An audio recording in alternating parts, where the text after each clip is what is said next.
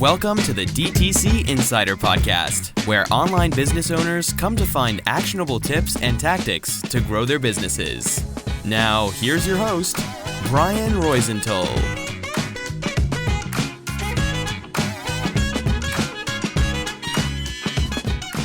Hey, welcome to another episode. I'm Brian Roisenthal, your host, and today I'm super excited to have Marc Washington here with me, founder and CEO of Supergut, a leading health nutrition brand.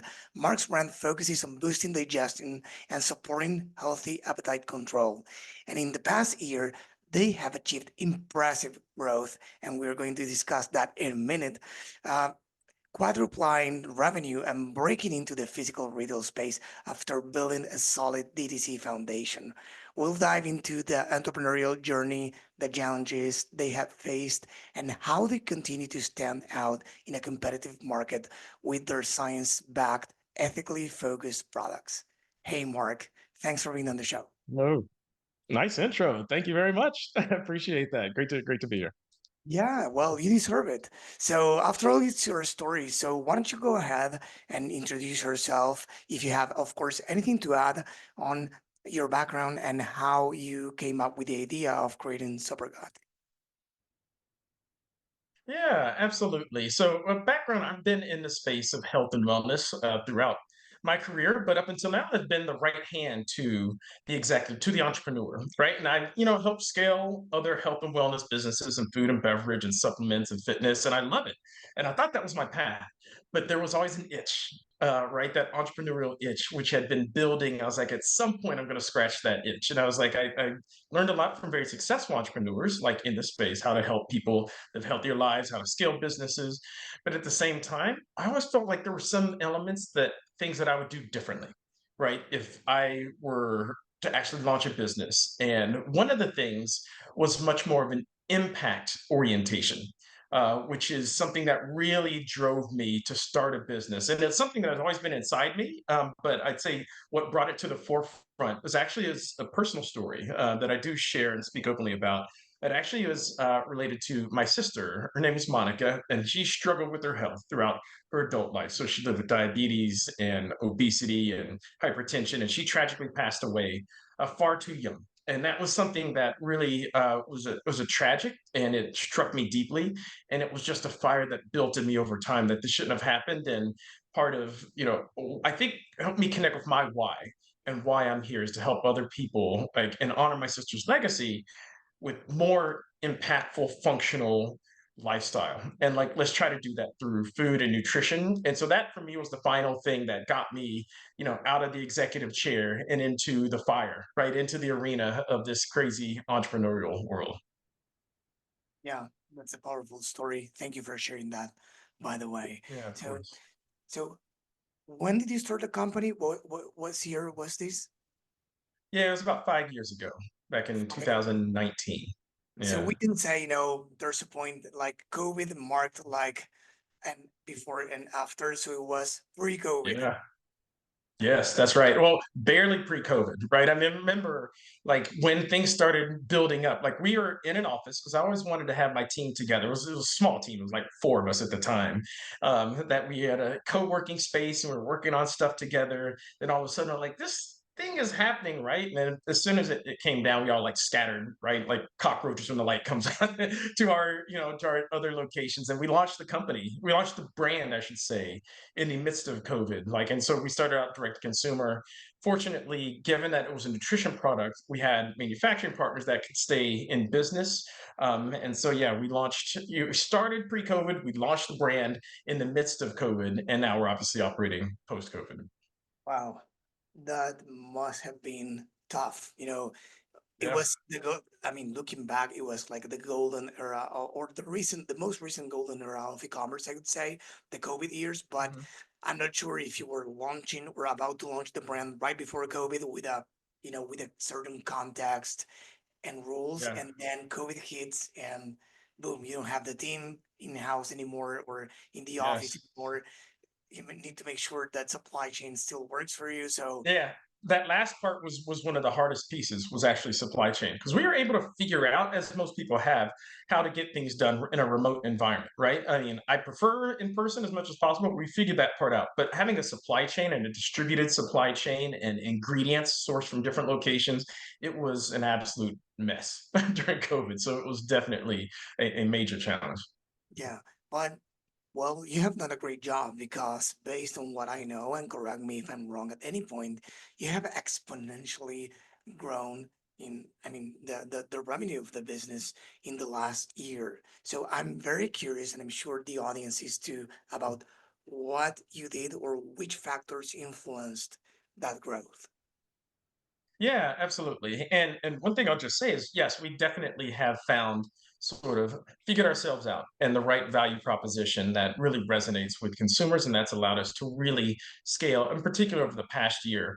I will say transparently, it's not as though this thing has been up and to the right sort of every year since I started, and then a growth and growth and growth. It's very much been kind of ups and downs, the more traditional entrepreneurial path, right? And it's not traditionally going to be always bright and sunny and up and to the right. So we haven't been an exponential growth from the very outset. We've seen flashes here and there, but not something that would allow what I call escape velocity. And we finally are there.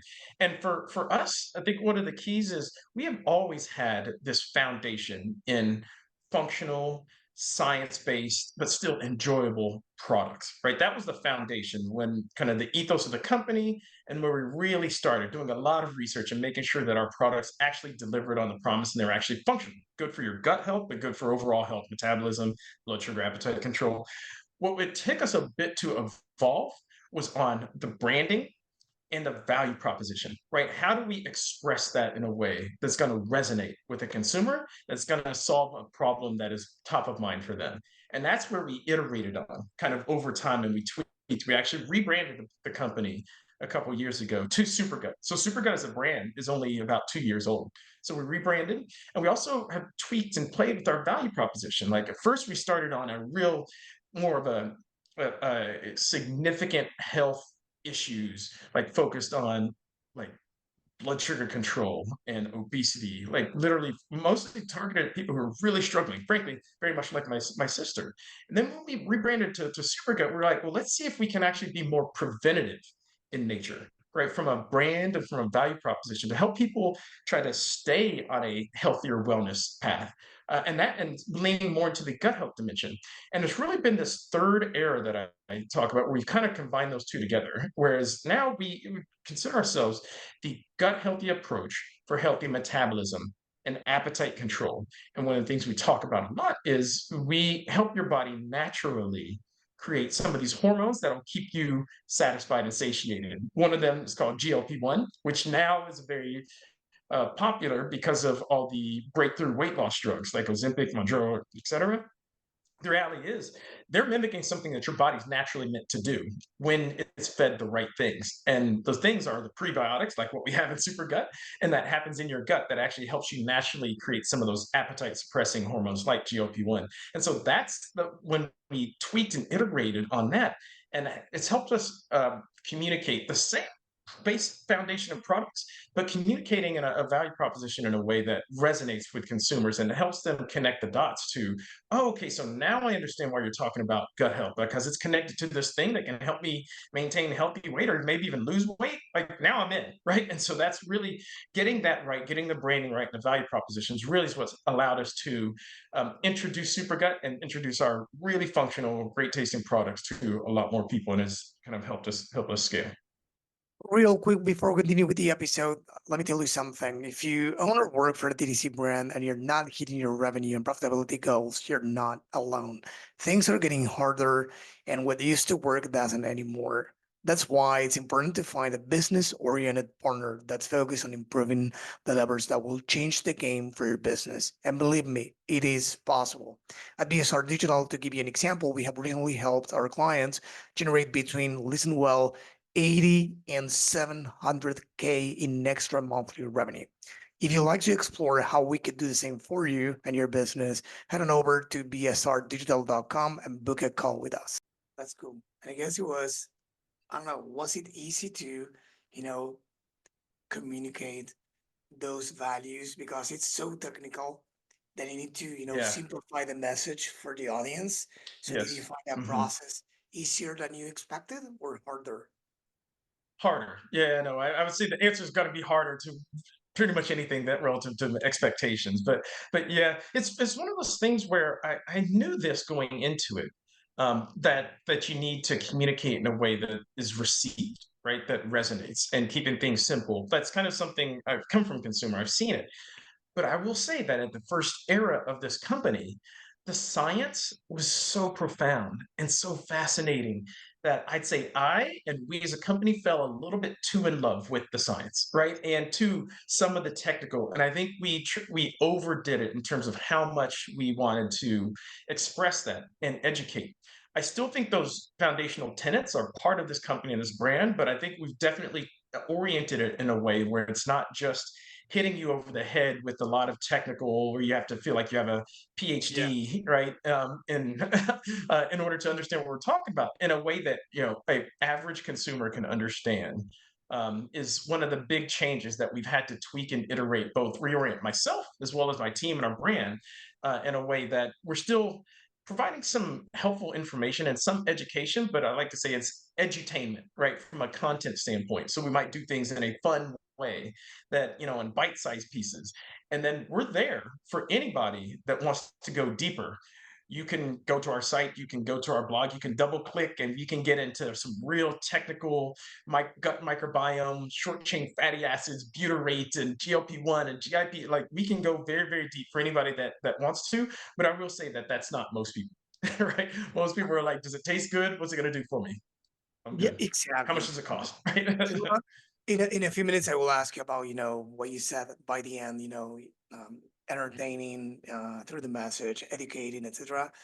But before doing that, I wanted to ask you about the what we discussed about, growing the revenue by, Mhm. changing the messaging, rebranding, etc. How do you come up with that new messaging that was, or this new audience as well? And again, correct me if I'm wrong at any Right. point, from only people who has this condition or this disease, I don't know what to call it, and my apologies in advance. But and Yeah, yeah, no, it's uh, okay. versus, preventing these as well. Did you survey them? Did you analyze, I don't know, post-purchase surveys or focus groups? How did you do it? Yeah, no, it was the answer is a little bit of all of the above. And I'd say the overarching theme, and it's something that I've learned as an entrepreneur, and it had to be a learned experience because I was coming from more of an executive standpoint, is as an entrepreneur, early stage startup, the criticality of iteration and speed are critical as a business, because you're not going to get everything right, but if you're slow, you're going to get it wrong, right? You're sure to get it wrong. And so that's been one of the lessons learned as an entrepreneur, is that you can't kind of dig in and analyze things left and right. I was not only a executive, I was a management consultant, right? And so came from the world where you can't be wrong, right? You have to analyze and get tons of research and look at things from 10 different ways. Nobody got time for that as an entrepreneur. You need to, obviously take the information that you can, but you need to decide, right? And you need to test and learn. And if it works, lean in. And if it doesn't, you step back, take in more information, you tweak, and you try it again, right? And so this concept of like A/B testing is like not just a website thing. It's like a business strategy thing. It's a value proposition thing. It's a messaging thing. And that's basically the approach that we took. And Yeah. so, yes, we definitely did some consumer research and surveys. And oh, you're showing me a book. Yeah. What is that? This is a book called The Lean Startup. For those listening to this, I'm showing the cover of this book I have right here. It's by Eric Rice. I got it in 2011, or it's kind of an old book now. But the principle is, being lean as a startup founder, as a startup, as a whole, and doing exactly this, iterating and not just having this analysis paralysis. And then when you want to to implement what you analyzed, that's old by then. That analysis is no longer valid because it took too long for the company to move forward with it. So this is exactly what you just said. going through cycles. And I don't know if you read the book called Atomic Habits. Uh, No, I uh, haven't. it's it's a great book. It's for habits creation and to avoid bad habits and to build good habits. And it gives you like this really actionable guide to do it. Of course, it's not rocket science, but it's not that easy to actually Doesn't have to be. you know keep build a habit and continue with it. And basically, it says something like there are decisions that should be made in 30 seconds, others in 30 minutes, and others in 30 days, for example, right? So I some like that. decisions, and they give examples with that, right? So some people overcomplicate things, and 30-day decisions for something that must have, made in 30 seconds or minutes Hmm. doesn't make sense. So yeah, Yeah. Yeah, no, definitely. That all resonates. And it's obviously you have to be smart. So I love the framework. You still have to be smart about which ones fall into which one of those buckets, right? And so we've done that. And I would say that we've gotten it right all the time. But overall, following that general ethos has landed us to allow us to tweak and iterate, listen to customers. I think that's an important part of this is obviously we're looking at commercial metrics, revenue and sales and profit and et cetera. But the actual tangible and even if it's anecdotal, but feedback from customers like yeah, is something that I do very much and the team does as well. We're doing surveys, I'm doing calls with consumers. We have a community and I was listening, all right? And so we would test and iterate and try different things. And so that's helped us iterate and tweak things over time to land on this value proposition that really really works. great. It's great that you do calls with clients. How often do you do them, more or less? I would say it's not that often now. A lot of that happens more digitally, where I'm engaging with customers that do interact with us on social more often than I'm doing calls. I'd say that's more of a periodic thing where I actually set up calls with customers to do a quick Zoom or something like that. So that's more periodic. But I'd say what happens very very often, both myself and the rest of my team are actually actively engaged in social media, and so directly connecting with customers who are putting in comments or asking questions or what have you. We obviously have a team to do that, but I actually jump in there myself and I do that pretty regularly. That's amazing. I was asking because here we discussed that at length, with different, founders and marketing directors, etc., or even CEOs, right? That the importance of being, in permanent contact with the customers. Of course, it doesn't always need to be calls, as you said. Today we Yeah. have 1,000 ways to be in touch, but Yeah, of course. some brands, what they even do is, some well-known brands. I won't mention them now, but they said it here in the pod. You know, they call them when they didn't buy in the last, I don't know, 90 days. They call them. Mm, It's not an intrusive call, but it's just, to see what happens, engage interest, and huh. understand if there's any insight for them or something that prevented them from buying that has to do with the product quality or whatever, the service quality. Interesting. So yeah, that's pretty good. And then calling customers is very important. Of course, we cannot be doing everything every single day, but Of doing course. periodic calls with customers is really important. At least, where I wanted to ask you in this case, why do you decide to jump on them when you do it, and what do you look to get out of them? You're saying when I talk to customers? Yeah, why do you do it yourself, and what do you get out of Yeah. those calls?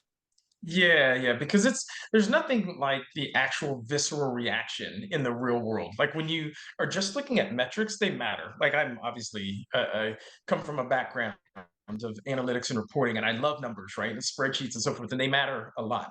But you can lose a lot between a spreadsheet and the actual experience that an individual has engaging with you in the real world, right? They're not thinking about you all the time, right? And so what is it that, was worked for them that gave them a spark, or frankly the opposite? Like when something goes wrong, what is it that's tangible that isn't just going to show up in the numbers? The numbers can kind of point to there's an issue here, but they can't tell you what it is, right? And I really think it is some of that verbatim that is necessary to really get the color of what's actually happening at the ground floor. And that's important to me. And so one of the things that I've learned that was a little bit inherent, like I did this when I first started, was this high level of engagement, kind of literally from the founder and CEO in the community, engaging, posting, talking, commenting.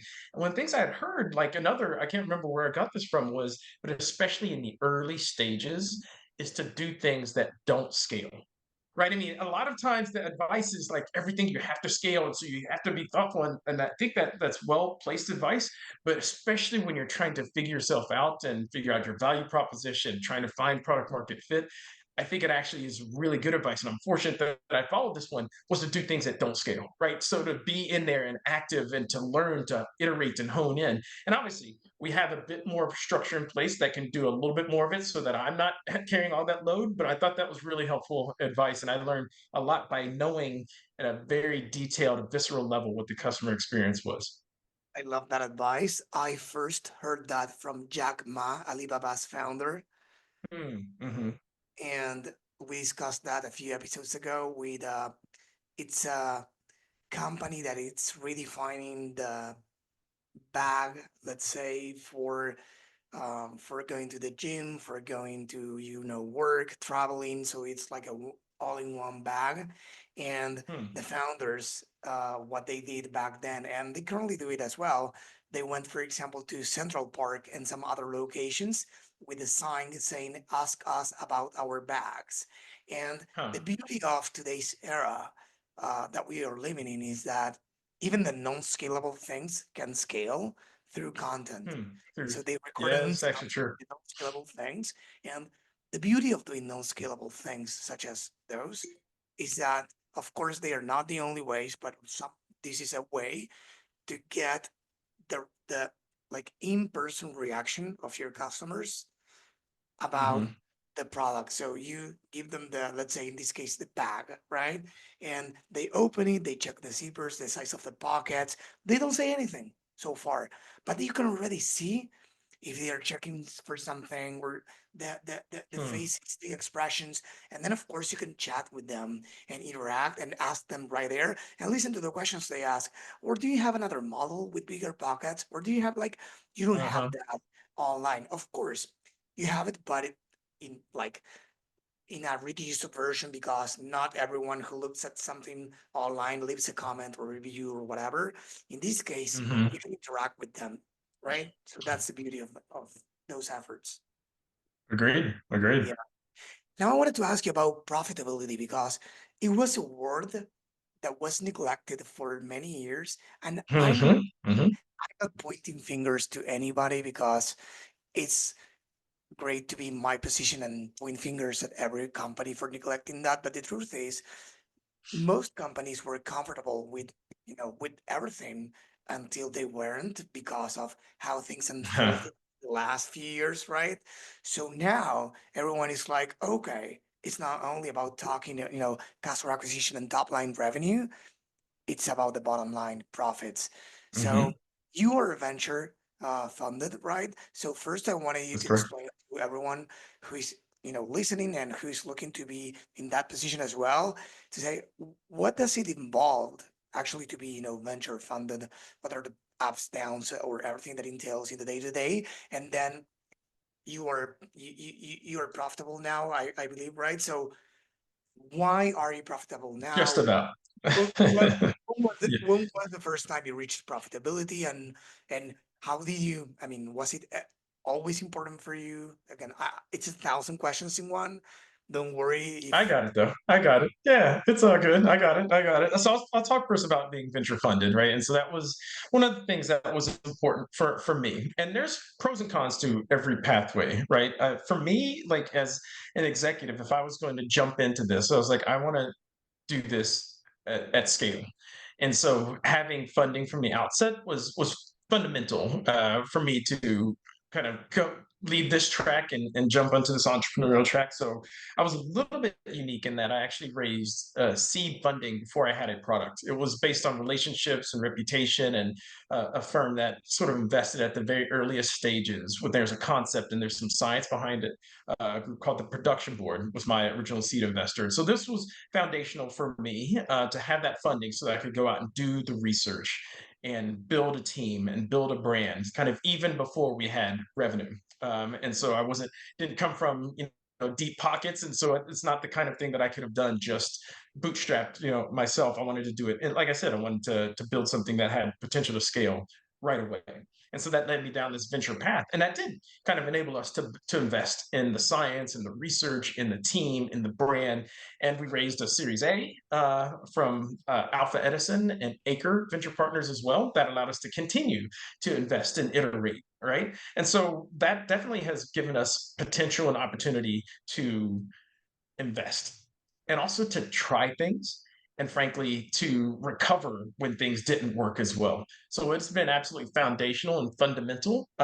There obviously does come with there are trade-offs, right? I mean, when you have investors, that does kind of raise the bar, right, from a pressure standpoint to perform. You've communicated like this is what you expect to happen. The investors expect that to happen, and when it doesn't happen, you have to answer to them, right? And you have to figure things out, right? And so they're going to a good investor, which I've got good investors, are going to push you, like celebrate you when things are going well, see what else you can do, and then they're going to push you when things aren't going well, right? And what are you going to do about this? And what change are you going to make, right? And so there's definitely, an area of oversight and expectations and pressure that do come, along with the capital, right, that you can get from venture investing. So there's multiple sides of it. Like I said, it was foundational for me and for what it is that we're doing and the way that we're trying to do it and the scale. Now, on the profitability front, I will say that like when we started the company in 2019 and when we launched in 2020, 21, profit wasn't something that was on our radar. And frankly, it wasn't on the radar for early stage venture backed companies, I would say in mass, right? If I could just paint with broad strokes, it was much more about like, do you have an idea, lean in and try to hit a home run, right? And so we were kind of following that path, even though I'd come up as a business executive. I was like, okay, I can try this, right? So let's hire ahead, like let's really invest in this. I know we believe and there's an opportunity there, but let's invest even before we've fully proven out, call it this product market fit, that we're onto something. Times have changed, right? Over the past couple of years where the markets have shriveled up, interest rates have gone up, VC investing has shrunk, that pendulum has swung significantly. Some might say a bit overly so, but now, break even and profitability are the new sexy terms, right, for early stage companies, and in the venture capital world, is that businesses are no longer just looking for a great idea or a great product with potential, but a great business that has proven that there's a fundamental need, and that it is actually a business that can be self-sustaining and has, if not currently, at least a direct line of sight towards profitability. Now that's become somewhat of a table stakes, right, for many firms that are looking to invest in businesses in this day and age. And so over this past couple of years, we've obviously been watching where things have gone in the market, and that's caused us to really reorient ourselves with more of a bottom line orientation over the past couple of years. And I'll just answer the other question you asked before. Was it easy, like making this transition? The answer was absolutely not. It's literally one of the hardest things that we had to do. Was, we're on a pathway. We had invested and I built up the team, right, in preparation to scale before the business actually had scale. And we had to change that, right? And we had to get ourselves on a path towards break even and profitability and self-sustaining, right? Because you couldn't depend on the fact that there was going to be more venture capital there. As long as you continue to grow and lose money, you can just continue to raise. That pathway, I think, is largely gone. And so it's really businesses that have the concept and have growth potential, but that have a self-sustaining business. And so we had to get ourselves on that track. And that was literally everything that we did, from the products that we produce and kind of the margins that we can generate from the products, to everything that we spend money on, from operational expenses and obviously organization as well. And so it was hard going through all of those changes over the past couple of years. So we're a smaller team, right, than we were then. We're a bigger business than we were then, though, as well, right? So while difficult, it was absolutely the right thing to do, to put ourselves on the path towards, success, to be prepared to scale as a much more, efficient business. And that's enabled us, like, both our growth as well as getting fit, so to speak, and getting our costs in check, has allowed us to now be essentially a break-even business that has potential now to scale, profitably, depending on how we decide to invest, in the years to come. It's amazing. Yeah, thanks for sharing that. Yeah, definitely a bigger team or headcount doesn't mean a bigger business or better business. So definitely For many sure. brands have been doing the same thing, because it was something that, I'm not saying that many companies overhired, although many of them did. But even if A lot some did. companies didn't overhire, looking back with the information they had at the time. Sometimes it was like, hey, what's the line between overhiring and delegating? Because sometimes it's like Yeah. I can do $10 task or $100 task or probably 1,000 or bigger tasks. So if I'm doing this, probably I need to hire X, and you start doing Hmm. that. And with the information brands had back then, I don't think that was the wrong decision with the right, conditions and the right team members.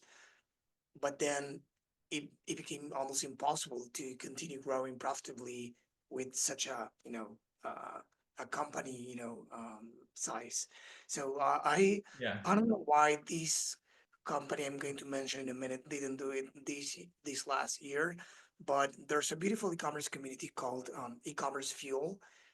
They put together a report in 2022, in 2023 for 2022, but they didn't do it yet, at least this year for 2023. And it was a very, very comprehensive report. I have mentioned it a few times here in the pod back then, even more. And basically, one of the things they included, they surveyed like thousand, 7 and 8 figure brands, and they Hmm. gathered data from tech partners as well. And basically, in one of them, they were asking them about the challenges and some other things, Hmm. and Hmm. about the company headcount according to the level of revenue. And I was Hmm. surprised to see back then because I didn't know what was the right headcount for a $9 million company or $80 million company.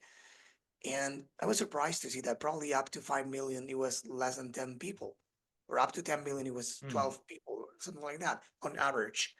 The survey the Hmm. companies have, right? And when I started interviewing companies like my Upbe or some other companies that are doing $80 million now, back then when they were doing 40 millions, when I had them on the pod a few years ago, they had 9 people. And it was like Hmm. $40 million company with 9 people. How the heck do you do that? Wow. And they build in Wow. public for when they talk about that at length. So yeah, I was surprised, and then I started identifying the common patterns and say, no, this is true.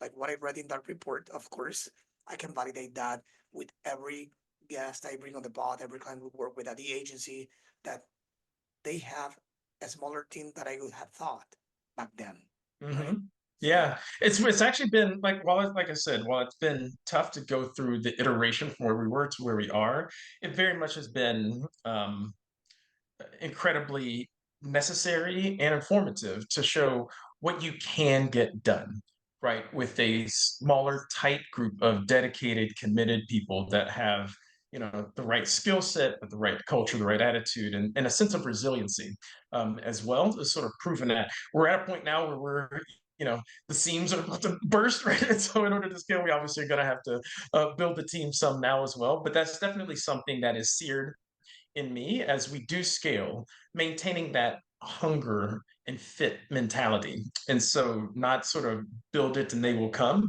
but let's continue to maintain this identity and this culture as a resilient, kind of nimble team. And I think that's going to enable us to operate, frankly, faster than over hiring and maintaining kind of good ratios in terms of productivity of like revenue per employee is something that I always want to maintain. We want to stay on the high end of that benchmark.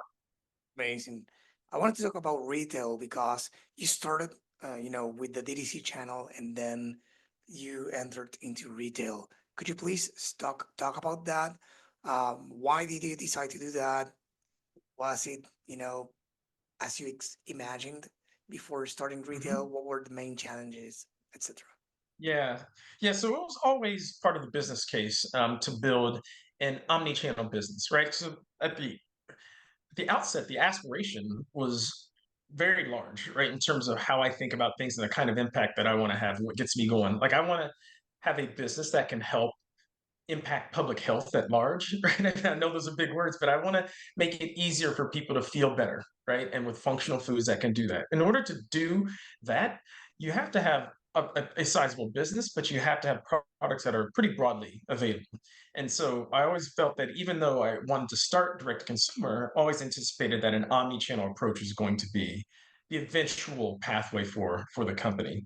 So we did start out direct to consumer, right? So our first 4 years were essentially only on our site on supergut.com, where we just had a very focused platform for people to come learn about the brand, engage, and it was the only place for them to buy. And a lot of people bought and repeat purchase, a lot of subscribers as well. And we also maintain community. And so I love that as the outset, because you can, back to the conversation of staying close to the consumer, like there's no path or channel that you can stay closer than when you're selling directly to an individual. I have to convince you, Brian, right, that my brand is something that you should part with your precious earned dollars on, and you're going to engage with us, and might reach out on social or customer service, what have you. Like that's the best way to get that direct feedback mechanism, is direct to consumer. So I think there's a lot of advantages of starting a business in DTC. Now, that being said, DTC has gotten harder the past couple of years, right? It was years ago in the glory days, right? You could just put something out there and there was a lot of arbitrage, and social media was new and you could buy ads and scale easily. Things have changed, right? You have, it's obviously more expensive on the social platforms. You had the Apple iOS a couple of years ago that changed sort of how efficiently you can do it. So DTC is a harder business than it was historically. That has helped sort of, I'd say, propel kind of our expansion that we'd always planned, but kind of just given how difficult it has gotten to grow in a profitable way, a DTC business has helped sort of, I'd say, somewhat accelerate our expansion as an omni-channel brand. And so the next stage for us was Amazon. So we launched on Amazon about a year ago. I had held out for a while. I had a lot of experience working on Amazon. I know it can be big, but I really wanted to control that customer experience as much as possible. But Amazon is just so massive, right? It's just the first place that most everybody goes. And the second that we open our Amazon store, we saw like the benefit of it, right? Because we're doing all of this work to create awareness and consideration, but we're forcing everybody to come to our site versus shopping where they naturally would shop online. And before we had paid a single dollar in advertising, we just turned on the store, orders started to flow, right? We were like, okay, people are searching for us. It makes sense for us to be there. And so Amazon has been a nice growth channel for us. We anticipate continuing to grow Amazon at a pretty healthy clip going forward. The final stage, is retail. So again, it had always been on the plans for us to launch into physical retail, like grocery stores and whatnot. We started with the first one earlier this year. Given a product like ours, that's a not an inexpensive, not too expensive, but it's a relative premium type product because the ingredients and the product quality is so high. It sort of made sense for us to start within the natural channel, which tends to be a little bit higher in, a lot in the West Coast here in Los Angeles, but spread out throughout the country, regional chains. So like Erewhon out here, Bristol Farms, Fresh Thyme in the Midwest, Central Market, in the Texas area, have been some of the initial retailers that we've launched at. But then, like things have accelerated, I'd say, faster than I anticipated as we broke into retail. And a lot of it has to do with the value proposition for our business and brand, like I described, because there's a lot of consumer interest and enthusiasm around our foundation, which is in gut health. But then you have the overwhelming amount of consumer interest in this whole GLP-1 world. And we're at the unique in that we're at the intersection of both. And when we have a value proposition that speaks to that gut healthy approach for appetite control, that's put us on the radar. And from a consumer and from a retailer standpoint as well. And so the next stage for us is we launched in the specialty like supplement channel. So we launched nationwide with both GNC and we recently launched with Vitamin Shop nationwide as well. Both of whom want to be a nutrition destination for people across their different health needs, but in particular those that are on sort of a weight loss or weight management journey. And then we have other big news coming up as well, which I can't quite share, but there's additional retail expansion on the horizon for Supergut as well to help bring sort of what we're doing into much larger market going forward. So yeah, things have definitely accelerated on the retail front for us.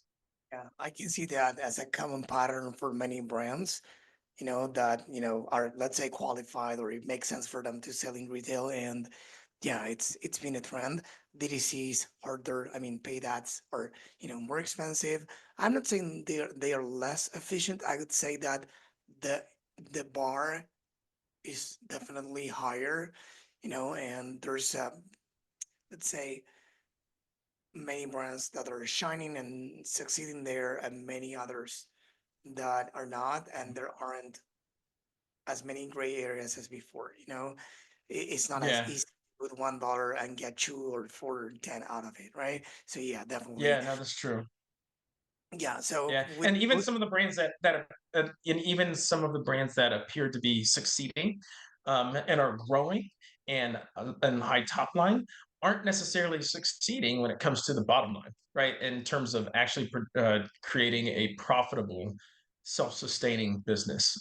Even the brands that look like success on the outside aren't always a success all the way through from a fundamental business standpoint, which is the end of the day, what I'm trying to create is, impact and creating a self-sustaining, large and scaled and valuable business. And that means you have to have profit at the end of the day. Yeah, what we are trying to do with the clients, of course, is not easy, it's not straightforward, and depends on the business model for each industry and company. In your case, for example, it makes sense or I would say, based on what think I know about your business, that it makes sense for your customers to rebuy, to subscribe and Yeah. buy. So it's a different scenario when it's a one-time purchase, because it's a Yes, it win, is. or it's either you win or lose. But in this case, you can not only try to boost AOV, but you can actually try to decrease the time between purchases, try to get more purchases Hmm. Improve from them. retention. Yeah, Hmm. increasing the LTV as well. But we try to work on those levers, because in the end, some brands do need, to say, I have retail that's amazing, Amazon or any other marketplace that's amazing, but most brands I speak with are heavy on Meta. If we talk about, Yeah. TikTok ads, Meta, the Hmm. number one. Hmm. I think there was a recent report from Kantar that said the same thing. No surprise, to people in this space at least. It's Meta, the number one channel. So it's about knowing whether you can be profitable with the first purchase, or otherwise knowing what your CAC payback period is as well, meaning when you're going to break Yeah. even with, right? So, and the CAC to LTV ratio and some other metrics that are important to say, okay, I'm not winning today or not being profitable today with this, but on average, if they buy in the next 30 days or so. So that's when we start tweaking things like, I don't know, uh, post purchase Hmm. follow, trying to educate them through campaigns, sometimes apps.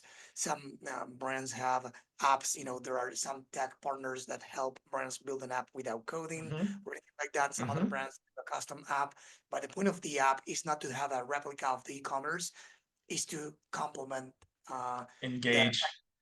yeah, content education. So some supplement brands Yeah. for use it for recipes, for education on whatever's. Beauty brands use it Yeah. for routine, for having your hands hydrated or your skin, whatever. So those are the kind of experiences that, as a brand, as you said, that we all need to be omni-channel these days. So it's about Mm, like diversity without going crazy, but yeah.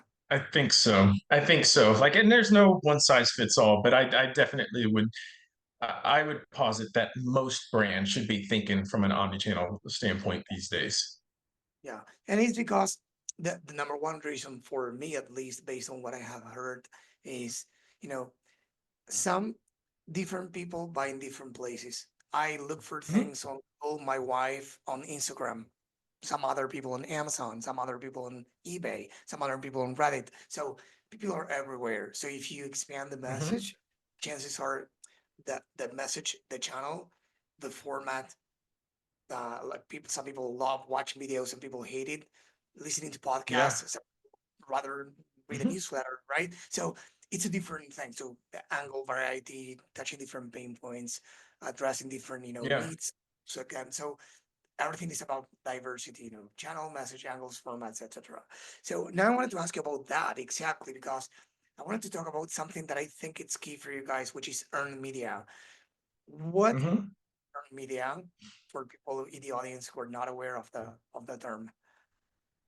Yeah. So earned media is something that we've definitely focused on a lot more over the past couple of years. And it's essentially any form of publication or press or getting you as a leader or your brand out there where you're not actually paying for that placement.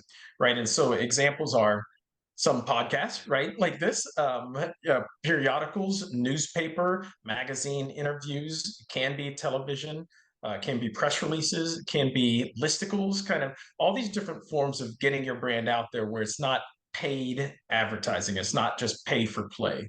And it's great when it works. It's different than paid because you can't necessarily count on it, right? I mean, you have to be doing something that matters, right? And that is newsworthy and that others will find relevant, that not just you think is relevant, because obviously every entrepreneur thinks their stuff is the greatest thing in the world. It has to be relevant from a consumer standpoint. But when you can find that, that gives you an opportunity to engage, right? To try to get your brand out there. And when it works, it can be amazing, right? I mean, because given that you're not paying for it, your return on investment is amazing, right? It's just not as necessarily dependable, and reliable on a day by day, month by month basis. But yeah, no, we've definitely shifted an orientation. We still, we're still have a large, sizable and growing DTC business, so we still do a fair amount on Meta and some other platforms as well. But we tried to shift some of the orientation to be a bit more balanced, sort of over time, and taking a more content-based approach and trying to leverage earned media have been some of the elements as to how we've been trying to get our brand message out there and our awareness up through some of these other channels outside of paid social. So, what channels are you most present on? I would say Meta is our most present, and Instagram within Meta is where our core customer base lives. Is Instagram? Obviously, we're on Facebook as well. We do some on TikTok, but we tend to be a little bit older, than your typical TikTok. But we are there as well. We're just starting to dabble on YouTube. Obviously, Google, we spend kind of a fair amount, and we're very much present there as well. So those are the social channels. But we have been quite active in some of the other avenues as well. And so we've been fortunate, especially given the unique positioning, or we've been gotten a fair amount of earned media as well. And so we've done work internally. We have got a great PR firm, so we've gotten featured the past whatever year in Wall Street Journal and New York Times and some industry publications like Food Navigator and Nosh and BevNet. And so kind of staying on top and out in front of key trends and in the news can help you get that earned media. And that exposure, it pays off, right? I mean, not always immediately right away. It's not direct response, but sometimes we do see a burst in orders when we get some earned media spots. But over time, it just builds brand awareness. The other thing we've done is a fair amount of podcasts as well. Which one of the things that we found is that since we do have a product and a value proposition that takes some consideration, it's helpful to have a bit more long form to be able to do a little bit more education, right? Even if you don't go deep into the science behind it, to be able to just connect the dots between Supergut is gut health, but it's also for appetite control and healthy blood sugar, right? To be able to talk about that a little bit more, and given that there's some real science behind it, we found podcasts to be another avenue. And we found just an effective way to get our word out there. What about collaborations with other brands or influencers? Have you done any of that? Yeah, no, absolutely. I'm glad you brought that up. I should have mentioned that myself. It's something that we have tested with over time, and I would say it's really been more recently. Again, once we hone in on the value proposition, we figured ourselves out in a way that resonates. Now we are much more effective when we put it out there and we actually talk to creators and influencers to help spread the message. They are much more effective because we're providing them information to be able to resonate much more effectively with their audiences. And what we find is that when that works, they often do that better than we can ourselves, right? Because they are thinking and operating in a way that intrinsically resonates with their audience, right? That's how they have influence. And so we was like, this is our brand, this is our value proposition, these are products. And for those that for whom it resonates, they're like, okay, I got it. Now let me go tell this in my way. And when they do that, it really, really has proven to be very effective. So I fundamentally, we just really started. We test. It's kind of one of those test and learn, and then when you see a sign, which we have, then you lean in. So we're entering the lean in phase to work with more creators and influencers, and I'd say of all scales, right? I mean, so this, yes, we've worked with some, larger and mid-tier influencers, but this also includes more the smaller influencers as well, which might not be as much paid, more of a gifting, just engaging with the product to put out good content as well. So yeah, influencer is growing and increasingly, I think in going forward is going to be an even larger portion of how we get the word out there and build awareness. Yeah, now there's a totally new era, with social commerce.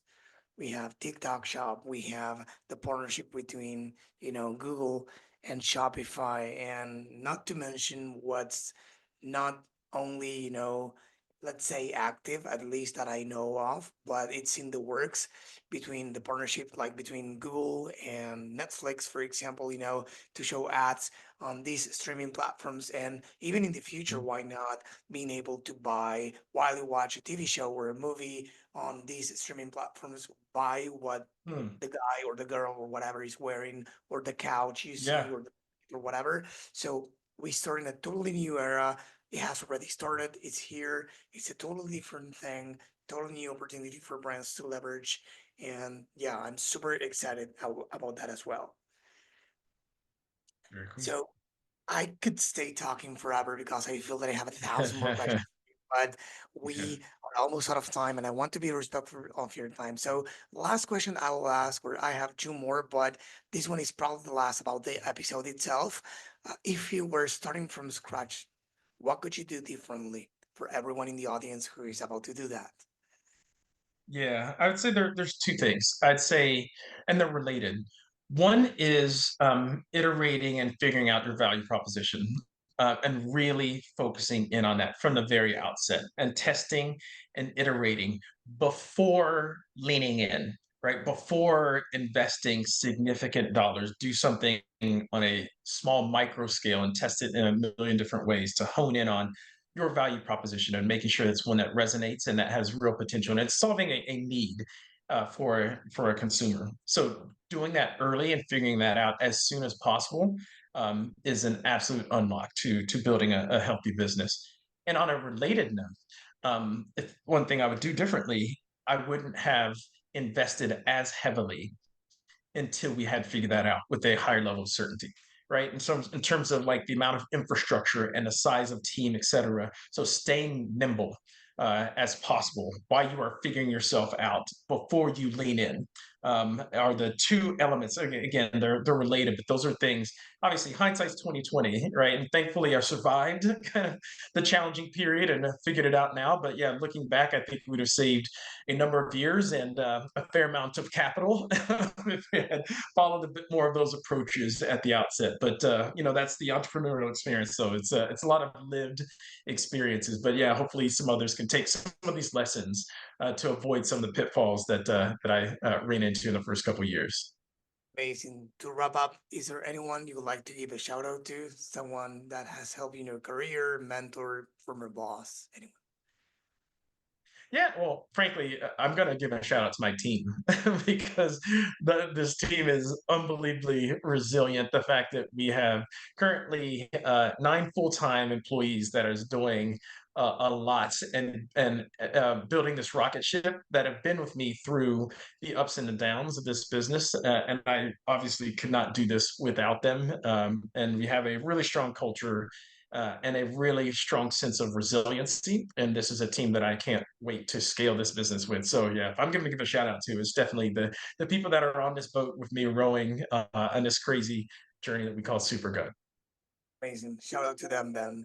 Okay, great. So, Mark, this was amazing. Um, the last question I have for you is, where can people go to learn more about you and Supergod? Yeah, yeah, for sure. So easiest is online. So our site is probably the best place, supergut.com. And obviously you can shop, but there's a lot more information for those who are curious about the whole gut health and this whole GLP-1 world. Like we've got a lot of helpful information there, blog and articles and et cetera, about the science behind what it is that we're doing, in addition to be able to shop.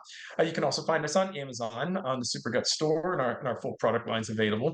Or you can shop in one of your local retailers. I mentioned a couple of the names and more coming soon. We actually on our site you can see we have a store locator. You can see where we're carried physically. And then obviously on social as well. We're pretty active, and I think it's a pretty fun and engaging channel. I'd say we're most active on Instagram and Facebook. We're also on TikTok as well. So just at Supergut. Amazing. So if you're listening to this, or why not watching this, if you go to the DTCinsider.com and click on the episode name, you will find all the show notes and then you will find, of course, the social handles, website, and everything Mark mentioned. Mark, it was a pleasure to have you here. Thanks for being on the pod. Absolutely. Really enjoyed the conversation, Brian. Thanks so much. This episode was brought to you by BSR Digital. We help DTC brands grow through paid ads and email marketing campaigns. If you'd like us to help your business grow, head on over to bsrdigital.com and schedule a call with us.